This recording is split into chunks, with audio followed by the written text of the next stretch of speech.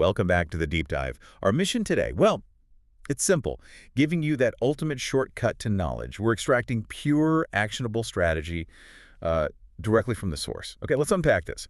We are diving deep into the recent Q3 2025 earnings call for Teladoc Health.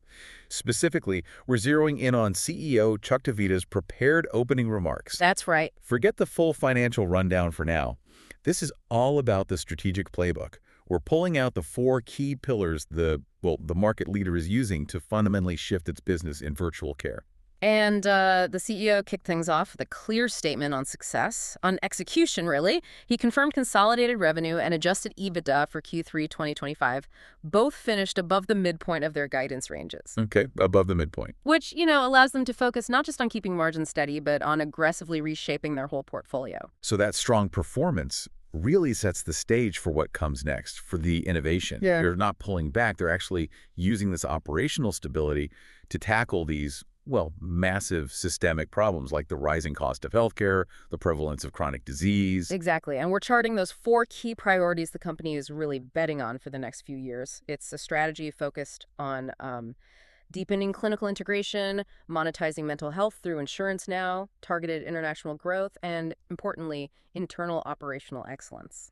All right, let's start with number 1, integrated care. The scale here is just immense. The CEO noted over 100 million people now have access to one or more of their services. That footprint is a huge asset. He called it a testament to the scale and value of the platform. And that scale is now being leveraged much more effectively through technology, specifically their Prism Care Delivery platform. Prism. Yeah, think of Prism as the sort of provider's command center. It's what surfaces essential member information right at the moment of care. That's something that historically was a huge challenge, with healthcare being so siloed. So instead of a provider guessing or maybe relying on the patient, remembering their whole history accurately. Right. Prism flags critical context, like gaps in care or relevant programs they might be eligible for. Precisely. It lets them manage specialist referrals, activate programs immediately based on what that member actually needs.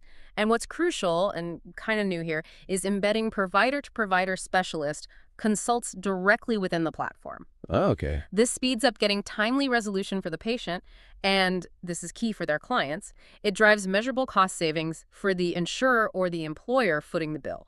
Now, here's where it gets really interesting, I think. The shift in their financial model. The CEO gave us some pretty concrete numbers showing this move toward fee-for-service visits within virtual care. Yes. Moving away from being purely reliant on, those big subscription revenues. It's a significant transition, absolutely. And it does raise questions about, long-term stability, perhaps. Visit-based revenues now make up over 50% of their U.S. virtual care revenues in 2025. Over 50%. Yeah, and that's quite a climb from roughly 40% just 2 years ago, back in 2023. That really is a fundamental change. I mean, if you pivot from that sticky, predictable enterprise subscription model to more of a volume-driven transaction model, aren't you introducing more financial volatility, more dependency on actual consumer usage? What did he say about managing that risk? Well, he acknowledged the shift. He stated pretty explicitly that while this mix shift will continue, the overall impact on revenue growth is expected to moderate compared to the breakneck pace we saw maybe in the last few years. Okay, moderate. Which implies they are controlling the pace, right? And expecting the stability of their overall enterprise contracts to kind of buffer that shift. They're essentially betting that high-quality, immediate virtual access drives profitable volume. Okay, that makes sense. So that brings us to their chronic care strategy. Enrollment still grew, 4% sequentially in Q3? That is 4%. But how are they weaving these new strategic initiatives like Prism and fee-for-service into managing those chronic populations? Yeah, the focus now is on these enhanced clinical intervention models, specifically for the rising risk and the high-risk populations. This is where the promised AI capabilities start to come into play. The AI piece. They're applying AI-enabled risk evaluation and stratification capabilities. So basically, instead of waiting for someone to have a major health event, the system uses data to identify members who are about to become high risk. Maybe it spots declining medication adherence or certain behavioral changes. And that stratification, that connects directly to their acquisition of Catapult, right? Connects perfectly. Catapult lets them engage members earlier using things like health screenings and at-home diagnostic testing. So if the AI flags a potential risk, Catapult provides the tool to check it out. Exactly. Verify that risk with a diagnostic test, maybe right in their home. The CEO noted strong client interest in this integrated approach. He did caution, though, that these new innovations are still sort of in pilot stage, slated to hit the broader market in 2026. Okay, 2026. Good to know. Yeah. Let's shift gears then, moving from physical health integration to mental health. Strategic priority 2.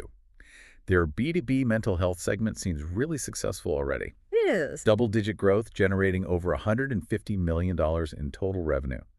And importantly, that figure excludes the big insurance expansion. Right. And building on that B2B foundation, they're rolling out the new Wellbound EAP offering. EAP Employee Assistance Program. Correct. Wellbound is designed to leverage the combined clinical strength of their integrated care side with BetterHelp's absolutely massive therapist network.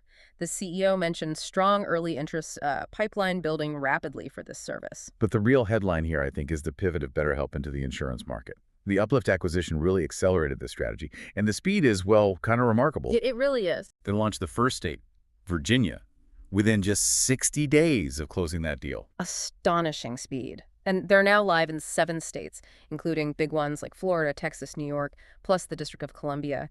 And several more states are planned for rollout by the end of this year, 2025. Okay, wait a second. Launching in 7 states that quickly? That sounds incredibly ambitious. Yeah. When you scale a professional network that fast, especially dealing with complex state-level credentialing, aren't there, like, major risks? Quality control, provider satisfaction. That is the core challenge, absolutely. And the CEO addressed this, maybe implicitly, by emphasizing the network capacity build-out. They aren't building this network entirely from scratch. Okay. They're leveraging BetterHelp's substantial existing direct-to-consumer network that gives them the reach, and then Uplift's 1,500-plus existing credential providers that gives them the immediate insurance infrastructure and, crucially, the regulatory know-how. So merging 2 operational networks. Exactly. The goal is merging 2 proven networks to hit critical mass fast. And is the performance holding up so far? Yeah, the CEO confirmed key metrics for those initial launch states are tracking right in line with their expectations. Things like conversion rates, user growth, sessions per user, all looking good, apparently. So if we look at the strategic why the urgency? Why this massive insurance pivot right now? He was pretty direct about the market dynamics here. The rollout of insurance plus growth in the non-U.S. business are basically essential because of continued pressure on the U.S. cash pay business. Okay. Headwinds in the direct-to-consumer market. Exactly. The non-U.S. segment, by the way, is already delivering high single-digit user growth. But that core domestic model for BetterHelp needed this diversification. It's a necessary strategic defensive maneuver, really. Got it. Okay, let's turn the globe then and look at strategic priority 3, international integrated care. They're definitely not just focused on the U.S. Not at all. Q3 revenues for this international segment grew at an impressive 14% year over year on a constant currency basis. 14%. Solid. And their method for achieving that growth seems to be highly targeted acquisition. Their most recent key play was acquiring Teladoc in Australia. Teladoc, okay, Australia's leading virtual care clinic, right? That's the one. And this isn't just about, planting a flag for market entry. It's specifically about deepening penetration within Australia's public health sector, using Teladoc's existing operational expertise in what can be a pretty complex market. Makes sense.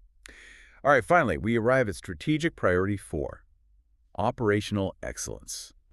Now, this sometimes sounds like, corporate jargon. But given that the fee-for-service model relies so heavily on smooth, high-volume transactions, this pillar feels, well, arguably critical for their long-term success. I agree completely. It really defines their maturity as a company now.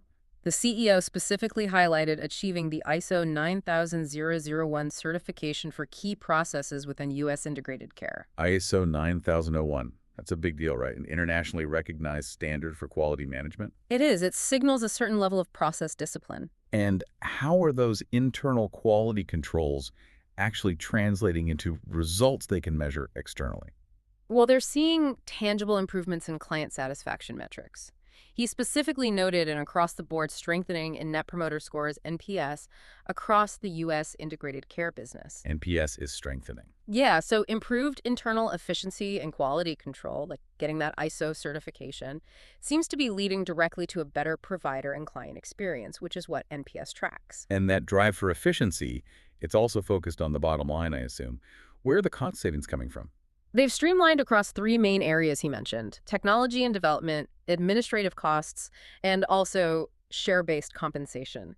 And the commitment seems clear. They're going to continue looking for opportunities to further streamline their cost structure across all expense categories well into 2026. Right, that focus on efficiency has to underpin their ability to profitably scale that high-volume fee-for-service model. Absolutely. It's foundational to making that pivot work financially. And while the CEO was mostly focused on the path forward, he did take a moment to acknowledge a significant internal change: the departure of CFO Mala Murthy next month. He thanked her for her pivotal role over the last 6 years. Yeah, a period that saw intense growth and massive operational transformation for the company. Definitely. Okay, so let's try to synthesize this. Looking across these four priorities, you really see a company making some serious shifts.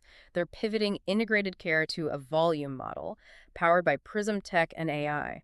They're rapidly turning BetterHelp from mostly cash pay to insurance eligible. Using targeted acquisitions for that international growth. Right, and underpinning the whole strategy with a rigorous push for operational quality, think ISO certification, those improving NPS scores. So what does this all really mean for the big picture? Yeah. I mean, the core tension seems to be balancing this need for massive market growth with the quality of care and just the sheer speed of execution. The CEO clearly views this whole playbook as the way to mitigate those major structural pressures on the U.S. healthcare system: affordability, access to mental health.